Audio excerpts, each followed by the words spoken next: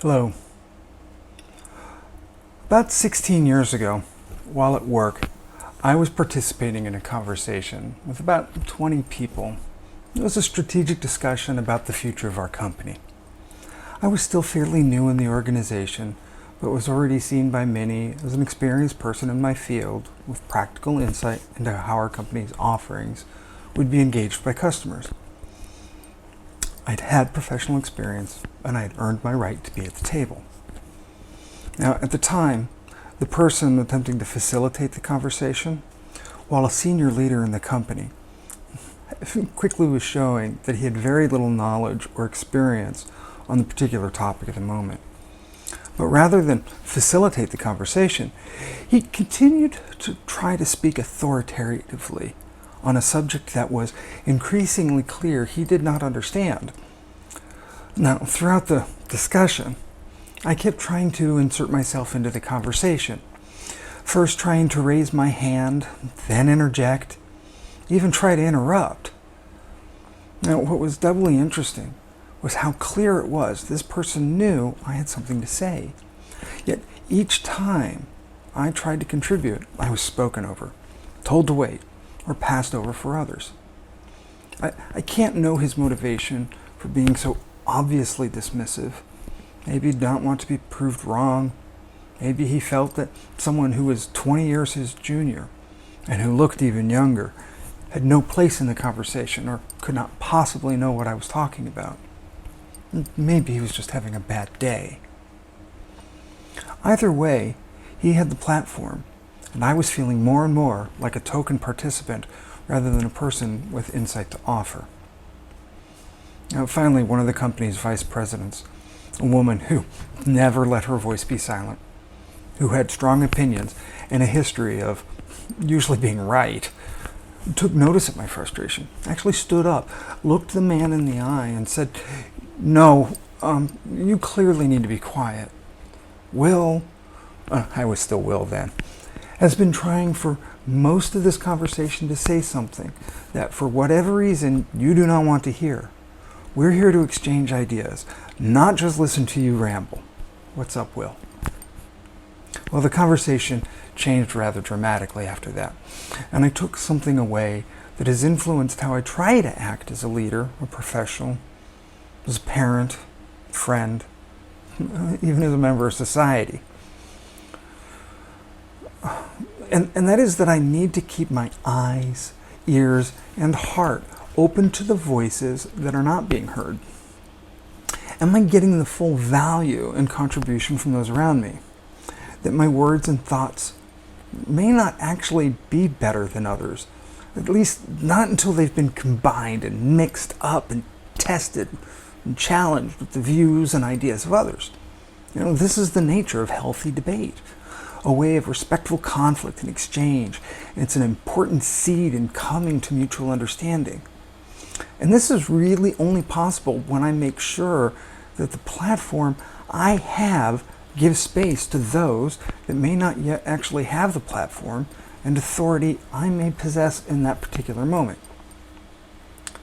Now, some of you may have heard of a recent open letter published in Harper's Magazine last month, titled "A Letter on Justice and Open Debate." It's an interesting letter, and it's one I think that speaks on multiple levels.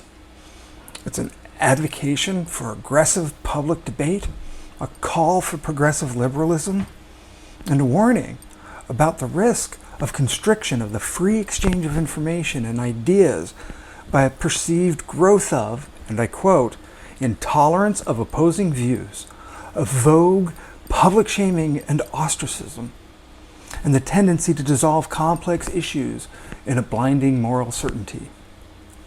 The letter goes on at another point to say, "It is now all too common to hear calls for swift and severe retribution in response to perceived transgressions of speech and thought."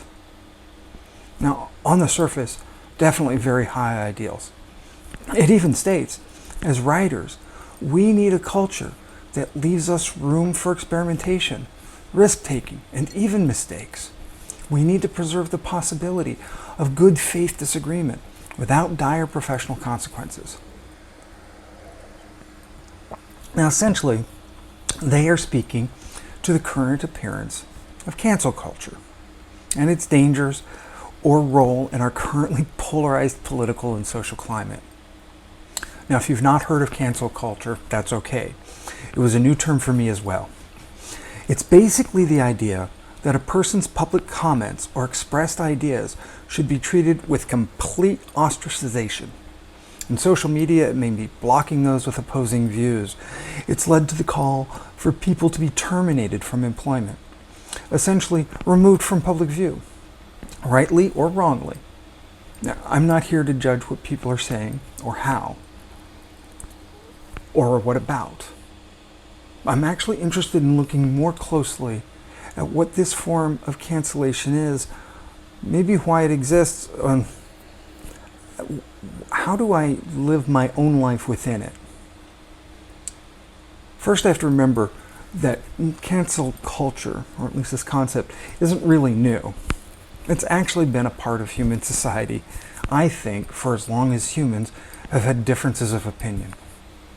I'm sure we've all seen it before in some way or another. In the early 90s, it was things like the political correctness movement.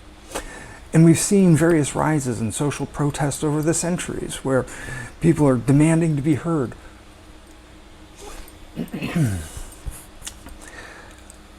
We see the suppression of other, the expulsion of someone from a group of undesirable opinions or actions, well, the unfriending of someone who we find or feel is just too toxic.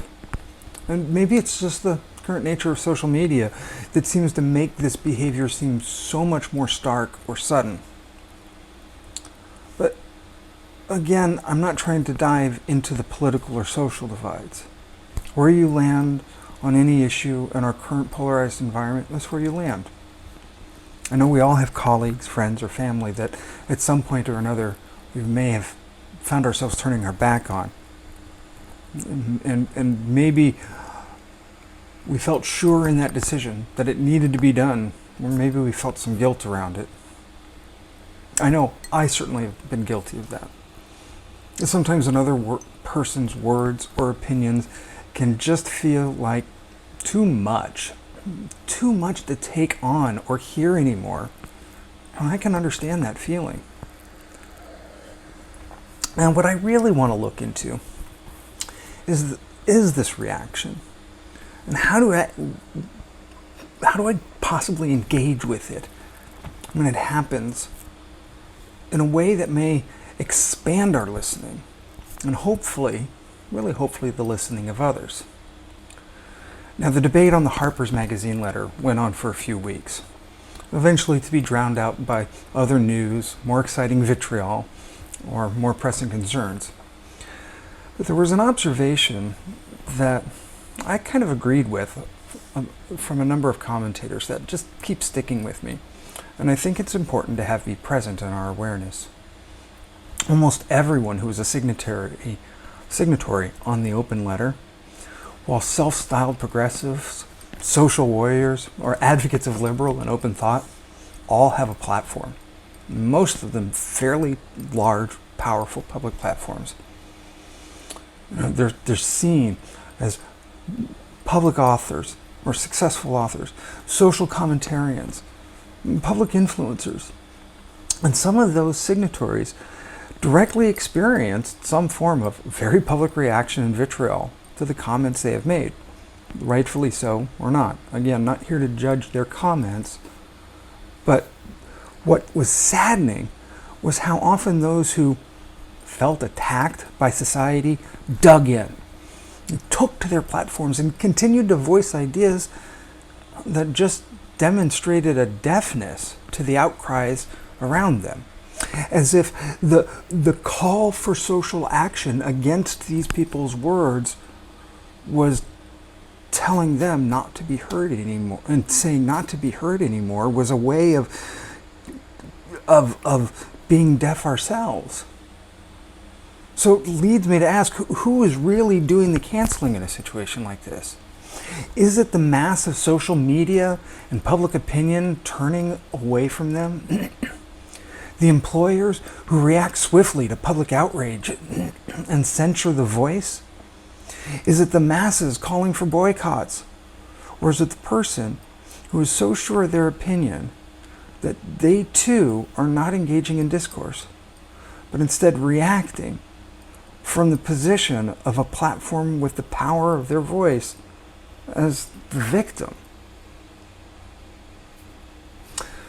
Well, uprisings happen when those who feel oppressed, ignored, or forgotten can no longer take it. When after constant efforts to be heard or seen, it causes us to just lash out. And like it or not, even though these may look like just battles of words and ideas, casualties happen. And those casualties can be confusing or especially frustrating when we think the people on either side really should have had the capacity to understand from both perspectives. Worse yet, claims get made to having an understanding of another's perspective without actually having lived through the challenges of the group to which that person may be speaking of, or to hold their truth so tightly when it seems to defy all logic or evidence to the contrary. I mean, we've seen this in commentaries on racial justice and equality, in LGBTQ rights, the rights of and equality of women, whether we're masks, whether we're supposed to be in public, how we raise our children, who knows what else. I suspect we all have our lightning rod issues. I know I do. I think there will always be an issue for any of us. And it's important. It's good to have strong feelings and solid ideas about things. But the question for me, having spent so much of my life as a moderate, is, have I made the mistake of shutting down another's voice because I could not let myself understand the world from their point of view? Martin Luther King Jr. said in his letter from the Birmingham jail, "Shallow understanding from people of goodwill is more frustrating than absolute misunderstanding from people of ill will. Lukewarm acceptance is much more bewildering than outright rejection." And I think that's why the reaction of those who feel victimized by cancel culture is just as frustrating for those that are speaking out. Because when those whom we thought understood use their position not to empower the voices of others, but to further bind themselves to a perspective that is deaf, well, then it should come as no surprise that the ire of others comes out. But cancel culture need not be about shutting down ideas. Maybe we can look at it as the sign of people crying out for help, to be heard, to be understood. It's a call to be known. So what does this teach me? Well, for one, just turning our back on the words and ideas of others because they fundamentally disagree with me is no way for me to find understanding. And while sometimes calling for retribution or censure is needed in order to be heard, and I'm not trying to say don't do this, I have to ask myself, what can I do proactively to not just shut people out, but to try to change thinking, to be heard? While speaking loudly, forcefully, and aggressively, demanding a seat at the table may bring attention to my desire to be heard, it may not guarantee that I'll be listened to. So I started to consider, what is that point at which we shut down? That we no longer give credence to another person's voice? Certainly, we've all seen moments where someone in authority never gives space to hear another idea, or even be aware that they are discriminating or patronizing someone. But is there a magic phrase? Something that I can just say, hey, you aren't listening. Here's the real issue. I'm sure you have guessed that by now I did not discover what that point was, right? Or that magic phrase. I suspect instead that inability to hear others comes from too many places in a person's development. We all have our own view on the world, built by our own life experience. But that means I need to shift my thinking and ownership, not just as the listener, but as someone who desires her voice to have resonance and meaning into another person's thoughts. The closest I can come to comparing this to anything might be empathy. Whether I am the person trying to be heard or the person who is being shut down, I have to be responsible enough to ask myself, where is that other voice coming from? What's their view? Why is this something that they just cannot hear? I know their words are painful for me, but maybe, just maybe if I listen a little more deeply, I might start to hear where their fears or pains, or maybe even just the source of their own misunderstanding comes from. Where are we in conflict? I had a conversation recently with someone around the social backlash towards J.K. Rowling and her comments around the transgender community. Whether her comments were actually an expression of dislikes toward transgender women or if they were even worthy of public backlash.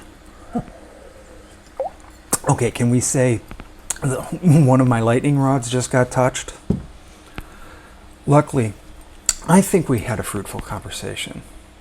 This friend pointed out comments in one of her open letters about how she cares about the needs for transgender people and is a big supporter of the LGBT community. I came back pointing out that by classifying gender solely based on biological conditions was not really a way to show support, but to instead create another whole classification or an otherness. They responded that her feminism didn't need to fit my definition of feminism. And back and forth we went. I like to think we had a healthy debate, that we exchanged ideas. And I truly did want to see where this person was coming from. And as I listened, I saw that they were really giving credence to some lines in her letter. They held on to some points of her position on feminism, about her life experience, that resonated with him. Where the conversation really started to shift, though, was after I started to see that, and I was able to say, look, I can accept that she believes what she believes. I'm not here to say that this woman needs to think another way. I can accept that she thinks she is supportive to the transgender community. I hear the trauma she talks around her experience with toxic men. But please, I also ask you to accept that her language is consistently othering another person's experience that she has not personally had. And that her rationalization is based on perceived threats that have never actually been proven or demonstrated. She can have her opinions. But to say that she is listening and then consistently demonstrate in words and actions that there is no attempt at empathy, all I ask is that maybe you hear that as well, because that's how I see her dialogue. And so I think we came to at least some mutual understanding. Because again, this talk isn't really about Miss Rowling's political or social feelings. This is about whether the dialogue this friend and I had was productive. And I think, hopefully I'm right, that we both felt heard. I'm not sure if I changed this person's thinking, but I do think we came out of the discussion with a deeper respect for each other. See, it's as much my responsibility as the other person's to really own listening, to take on the sometimes brutally hard task of trying to realize where someone is really coming from. Now, if my daughter is telling me about an issue she cares about, does she really need or want my opinions about whether I agree with her or not? Probably not. And not just because I'm too old or too moderate, too much of a parent or too much whatever. But instead, if I can show her that I've heard her, honor for her for having her perspective that she cares about, then maybe I too can share mine. And that also means, though, that I have to take on the challenge of what I call speaking into another person's listening. That's one of the real tricks of empathy I've found. I can talk till I'm blue in the face, but if we're understanding the world from completely different perspectives or understandings, then we're probably going to miss each other. I have to remember, just because we each may use the same word, that it does not necessarily connote the same meaning for both of us. Instead, I have to try to understand what the world means to that person. Join the person across from me in their view for a period of time, whether it's painful or easy. And then maybe guide them, sometimes gently, sometimes forcefully, but hopefully in a way that they can hear me, using their language and their understanding of the world to a place where they might be able to better see my view, or at the very least, hear me out. The second thing I find that I really need to remember, and this is actually maybe even more important, is what is the perception of the power dynamic in that conversation at that moment? Whether I'm the one blocking or the one being blocked, what is the real and honest power dynamic? Is this person seeing me as an equal? Do they see me as not possibly having something of value to contribute? Or worse, am I seeing them, or am I being seen as someone with power over them? Say one of my employees or a family member. See, if I'm not at least paying attention to this, then I may end up falling into the trap of turning a dialogue or constructive debate into something that leaves another person feeling excluded, unheard, or disenfranchised.